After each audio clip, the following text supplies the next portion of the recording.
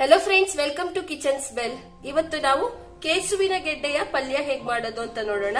ನಾನು ಹೀಗೆ ಸಿಪ್ಪೆಯನ್ನ ತೆಗೆದು ಚೆನ್ನಾಗಿ ಸಣ್ಣ ಸಣ್ಣ ಹೋಳಾಗಿ ಮಾಡ್ಕೊಂಡು ರೆಡಿ ಮಾಡ್ಕೊಂಡು ಇಟ್ಕೊಂಡಿದ್ದೀನಿ. ನೋಡಿ, ಈ ರೀತಿಯಾಗಿ ಮಾಡ್ಕೊಬೇಕು.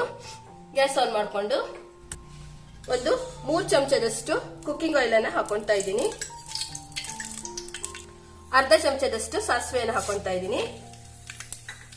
1 ಚಮಚದಷ್ಟು ಉದ್ದಿನ ಬೇಳೆಯನ್ನು ಹಾಕೊಂತಾ ಇದ್ದೀನಿ. ಒಂದು ಸಣ್ಣ ಬೌಲಲ್ಲಿ ಅರ್ಧ ಬೌಲ್ ಆಗುವಷ್ಟು ಕರಿಬೇವನ್ನ ಆಡ್ ಮಾಡ್ಕೊಂತಾ ಇದ್ದೀನಿ. ಸ್ವಲ್ಪ ಫ್ರೈ ಮಾಡ್ಕೊಳ್ಳಿ. ಇದು ಚೆನ್ನಾಗಿ ಫ್ರೈ ಆಗಿದೆ. ಈಗ ಇದಕ್ಕೆ ನಾನಿಲ್ಲಿ ತಗೊಂಡಿರೋದು 2 ಮೀಡಿಯಂ ಸೈಜಿನ ಈರುಳ್ಳಿ. ಇದನ್ನ ಸಣ್ಣದಾಗಿ ಹೆಚ್ಚಿಟ್ಕೊಂಡಿದ್ದೀನಿ. ಇದನ್ನ ಆಡ್ ಮಾಡ್ಕೊಂತಾ ಇದ್ದೀನಿ. ಈರುಳ್ಳಿ ಚೆನ್ನಾಗಿ ಫ್ರೈ ಆಗಲಿ.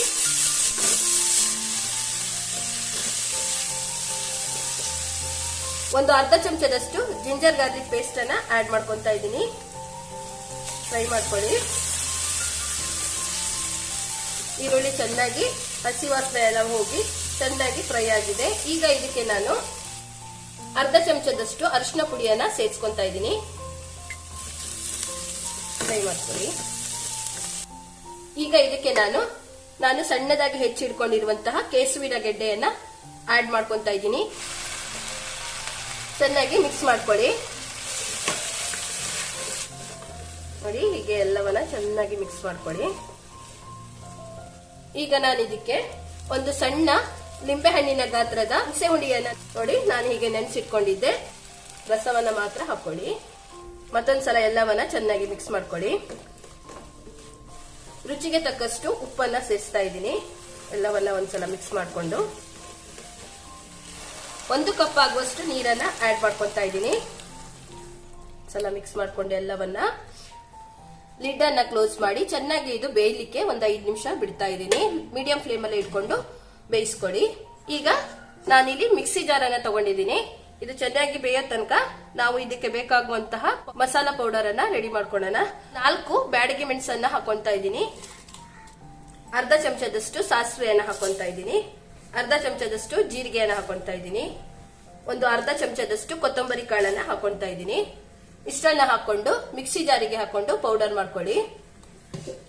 ಫ್ರೆಂಡ್ಸ್, ನಾನು ಹೀಗೆ ಪೌಡರ್ ಮಾಡ್ಕೊಂಡಿದ್ದೀನಿ. ತುಂಬಾ ಫೈನ್ ಆಗಿ ಏನು ಬೇಡ, ಈ ರೀತಿ ತರಿ ಆಗಿ ಆದ್ರೆ ಸಾಕು. ಈಗ ಇದಕ್ಕೆ ನಾನು ಒಂದು ಅರ್ಧ ಕಪ್ ಆಗುವಷ್ಟು ತೆಂಗಿನ ತುರಿಯನ್ನ ಹಾಕೊಂತಾ ಇದ್ದೀನಿ. ತೆಂಗಿನ ತುರಿಯನ್ನ ಹಾಕೊಂಡು ಮತ್ತೆ ನಾವು ಮಿಕ್ಸಿ ಜಾರಿಗೆ ಹಾಕೊಂಡು ಸ್ವಲ್ಪ ಗ್ರೈಂಡ್ ಮಾಡ್ಕೊಬೇಕಾಗತ್ತೆ. ಇದಕ್ಕೆ ಯಾವುದೇ ನೀರ್ ಹಾಕುವಂತ ಅವಶ್ಯಕತೆ ಇಲ್ಲ. ಹಾಗೇನೆ ಸ್ವಲ್ಪ ಗ್ರೈಂಡ್ ಮಾಡ್ಕೊಳ್ಳಿ. ನೋಡಿ ಫ್ರೆಂಡ್ಸ್, ನಾನು ಹಾಗೆ ಸ್ವಲ್ಪ ಹೀಗೆ ಈ ರೀತಿಯಾಗಿ ಗ್ರೈಂಡ್ ಮಾಡ್ಕೊಂಡು ಇಟ್ಕೊಂಡಿದ್ದೀನಿ. ನೀರ್ ಹಾಕೊಂಡ್ಲಿಕ್ಕೆ ಹೋಗ್ಬೇಡಿ. ಈಗ ಇದನ್ನ ಸೈಡ್ ಅಲ್ಲಿ ಇಟ್ಕೊತಾ ಇದ್ದೀನಿ.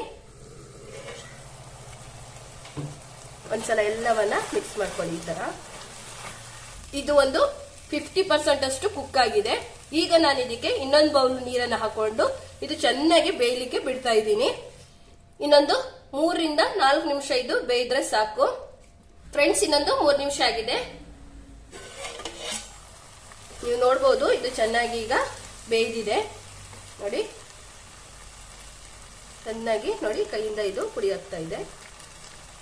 ಈಗ ನಾನು ಇದಕ್ಕೆ ನಾವು ರುಬ್ಕೊಂಡು ರೆಡಿ ಮಾಡ್ಕೊಂಡಿರುವಂತಹ ಮಸಾಲವನ್ನ ಹಾಕೊಂತಾ ಇದ್ದೀನಿ. ಮಸಾಲ ಹಾಕೊಂಡು ಎಲ್ಲವನ್ನ ಮಿಕ್ಸ್ ಮಾಡ್ಕೊಳ್ಳಿ. ನೋಡಿ, ಹೀಗೆ ಎಲ್ಲವನ್ನ ಮಿಕ್ಸ್ ಮಾಡ್ಕೊಂಡು ಇನ್ನೊಂದು ಅರ್ಧ ಬೌಲ್ ಆಗುವಷ್ಟು ತೆಂಗಿನ ತುರಿಯನ್ನ ಸೇರಿಸ್ಕೊಂತಾ ಇದ್ದೀನಿ. ಮಿಕ್ಸ್ ಮಾಡ್ಕೊಳ್ಳಿ. ಈಗ ಕೊನೆಯದಾಗಿ ಇದಕ್ಕೆ ಸಣ್ಣಗೆ ಹೆಚ್ಚಿಟ್ಕೊಂಡಿರುವಂತಹ ಕೊತ್ತಂಬರಿ ಸೊಪ್ಪನ್ನ ಹಾಕೊಂತಾ ಇದ್ದೀನಿ. ಎಲ್ಲವನ್ನ ಮತ್ತೆ ಮಿಕ್ಸ್ ಮಾಡ್ಕೊಳ್ಳಿ. ಈಗ ಗ್ಯಾಸ್ ಫ್ಲೇಮ್ ಅನ್ನ ಆಫ್ ಮಾಡ್ಕೊಂತಾ ಇದ್ದೀನಿ. ನಾವು ಮಾಡ್ಕೊಂಡಿರುವಂತಹ ಕೇಸುವಿನ ಗೆಡ್ಡೆಯ ಪಲ್ಯ ರೆಡಿ ಆಗಿದೆ. ಈಗ ಇದನ್ನ ನಾನು ಸರ್ವ್ ಮಾಡ್ಕೊಂತಾ ಇದ್ದೀನಿ. ಫ್ರೆಂಡ್ಸ್, ನಾವು ಮಾಡ್ಕೊಂಡಿರುವಂತಹ ರುಚಿಕರವಾದ ಕೇಸುವಿನ ಗೆಡ್ಡೆಯ ಪಲ್ಯ ರೆಡಿ ಆಗಿದೆ.